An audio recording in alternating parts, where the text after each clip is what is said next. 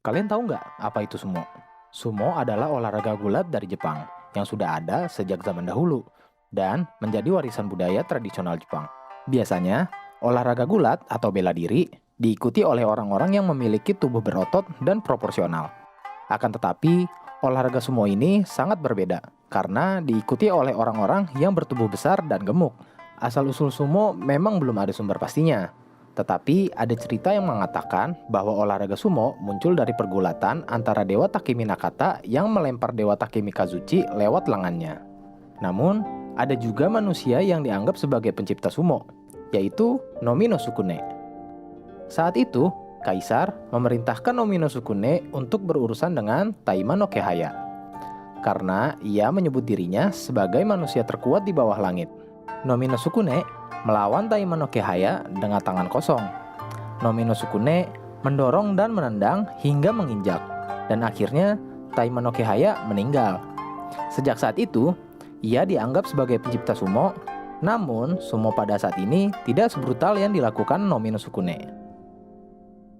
Sumo adalah olahraga gulat yang hanya mengandalkan tangan kosong saja. Mereka bertarung di dalam ring berdiameter sekitar 4,5 meter yang merupakan bagian dari ritual Shinto. Untuk menjadi pemenang dalam olahraga sumo, sang pegulat harus mendorong lawannya keluar ring atau membuat lawan terjatuh menyentuh tanah. Olahraga ini sangatlah melekat dengan kepercayaan Shinto karena sebelum menjadi tontonan olahraga yang dinikmati banyak orang, sumo adalah sebuah ritual untuk mengusir roh jahat. Sebelum para pesumo masuk ke dalam ring atau dohyo, selalu diawali dengan menebarkan garam sambil bertepuk tangan.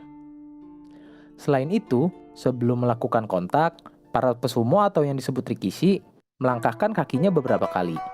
Kebiasaan itu bergantung pada fantasi ketat Shinto yang dilakukan Dewa Amaterasu sebelum pertemuan dengan saudara perempuannya sendiri, yaitu Susanoo.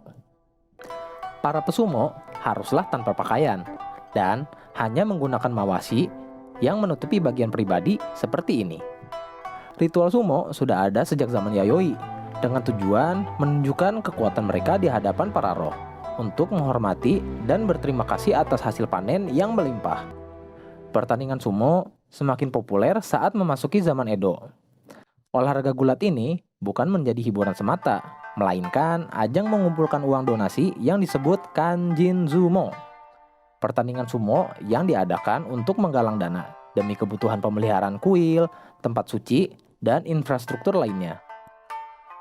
Sejak saat itu pula, mulai muncul para pegulat sumo profesional sampai akhirnya digelar turnamen yang besar se-Jepang.